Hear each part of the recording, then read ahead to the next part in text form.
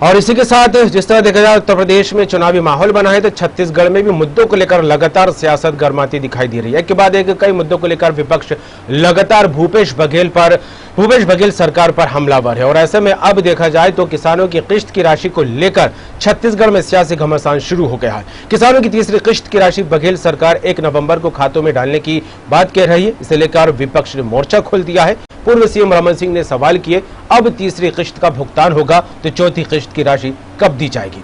वहीं विशेष सत्र को लेकर भी रमन सिंह ने सरकार पर तंज कसा। उनका कहना है इस सत्र का कोई औचित्य नहीं था और न ही कोई कारण, सिर्फ राजनीतिक उद्देश्य से यह सत्र बुलाया गया है। इस पर मुख्यमंत्री भूपेश बघेल ने पलटवार किया।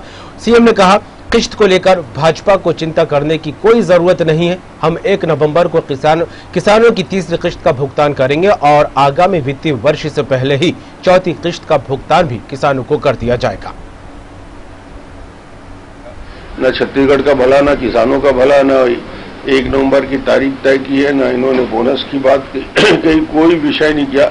इसका मतलब है कि सिर्फ राजनीति कर रहे हैं, क्योंकि 354 में कॉन्स्टिट्यूशन स्पष्ट कहता है कि कोई यदि कानून केंद्र सरकार बना देती है, उसी विषय पर यदि राज्य सरकार कानून बनाती है तो वो कानून जीरो हो जाएगा, शून्य हो जाएगा, उसका कोई औचित्य नहीं होगा। सिर्फ राजनीति करने के लिए और ये दिखाने के लिए कि हम इसका विरोध करते हैं, ये किया जा रहा है। इसका औचित्य नहीं है, इसका कोई मतलब नहीं है। उसकी चिंता उनको नहीं करना चाहिए। जब वो सरकार में थे तो दे नहीं पाए थे।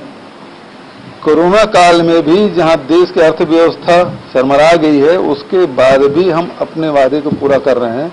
2 किस्त दिया जा चुका है, तीसरी किस्त 1 नवंबर को देंगे और वित्तीय वर्ष समाप्त होने के पहले चौथा किस्त भी मिलेगा किसानों को। तो ये इन लोगों को चिंता करने की जरूरत नहीं, भारतीय जनता पार्टी के लोगों को। खबर में बात करें, निधि प्रसाद जुड़ गई हमारे साथ, रायपुर संवाददाता। निधि, किसानों की किश्त को लेकर विपक्ष हमलावर है और खासकर के पूर्व सीएम रमन सिंह को लेकर बात की जाए तो लगातार इसको लेकर सवाल खड़े करते दिखाई दे रहा है और सरकार पर तंजकशी करते दिखाई दे रहा है। क्या लगता है, जिस तरह से 2 किश्तों का भुगतान तो हो चुका है, तीसरी और चौथी किश्त को लेकर घमासान की तस्वीरें आना शुरू हो गई हैं। हालांकि 1 नवंबर को भुगतान करने के बाद सरकार कहती नजर आ रही है, क्या कहीं से लेकर? जी बिल्कुल कमल, अगर बात की जाए तो लगातार किसानों के किस्त को लेकर संग्राम की स्थिति वो साफ तौर पर देखने को मिल रही है। अगर बात की जाए तो लगातार भाजपा द्वारा किसानों के तीसरी और चौथी किस्त के बारे में सवाल राज्य सरकार पर खड़े किए जा रहे हैं, जिसमें अगर हम बात करें तो सर्वप्रथम ये निर्णय लिया गया कि आगामी 1 नवंबर को राजीव गांधी किसान न्याय योजना के तहत किसानों को तीसरी किस्त की राशि उनके खातों में अंतरित कर दी जाएगी। अब इस निर्णय को लेकर भाजपा लगातार चौथी किस्त पर सवाल उठाना शुरू कर रही है। उनका सीधे से कहना है कि आगामी 1 नवंबर को जब तीसरी किस्त का भुगतान होगा तो उनकी चौथी किस्त का आखिरकार भुगतान कब होगा। पूर्व मुख्यमंत्री डॉक्टर रमन सिंह ने यह सवाल खड़ा किया है। इसके साथ ही उन्होंने विशेष सत्र को भी लेकर जमकर निशाना साधा है राज्य सरकार पर और कहा कि इस सत्र को भी बुलाने का कोई औचित्य नहीं था, बावजूद इसके इस सत्र को बुलाकर केवल समय बर्बाद किया गया है। इसके साथ ही डॉक्टर रमन सिंह ने यह भी कहा कि केवल और केवल सोनिया गांधी के इशारे पर ये सरकार विरोध प्रदर्शन कर रही है इस बिल का। तो इसके लेकर के मुख्यमंत्री भूपेश बघेल ने भी खासा जवाब दिया है, पलटवार किया है और कहा कि भाजपाइयों को या मुख्यमंत्री डॉक्टर रमन सिंह को इस बात की चिंता करने की आवश्यकता नहीं है। आगामी 1 नवंबर को हम किसानों के तीसरी किस्त की राशि का भुगतान करने वाले हैं और आने वाले वित्तीय वर्ष से पहले ही हम चौथी किस्त का भी भुगतान कर देंगे। तो लगातार तमाम तरह के सियासी संग्राम जो हैं वो अब किसानों की किस्त को लेकर शुरू हो गए हैं। हालांकि लगातार भाजपा द्वारा जब जब राज्य सरकार ये फैसला लेती है कि पहली किस्त, दूसरी किस्त या तीसरी किस्त जब जब खातों में किसानों के अंतरित करती है, तब तब भाजपा का यही सवाल होता है कि आखिरकार बाकी की किस्त कब दी जाएगी। अब तक तो इनकी किस्तों में केवल राशि का भुगतान ही चल रहा है, जिस पर आज मुख्यमंत्री भूपेश बघेल ने भी ये कहा कि अपने राज्य में, अपने शासनकाल में डॉक्टर रमन सिंह ने इन किस्तों का भुगतान तो किया नहीं, लेकिन कोरोना काल की स्थिति में सारी देश की जो स्थिति है वो आज चरमराई हुई है। बावजूद इसके हम किसानों का हित कर रहे हैं, किसानों का भला कर रहे हैं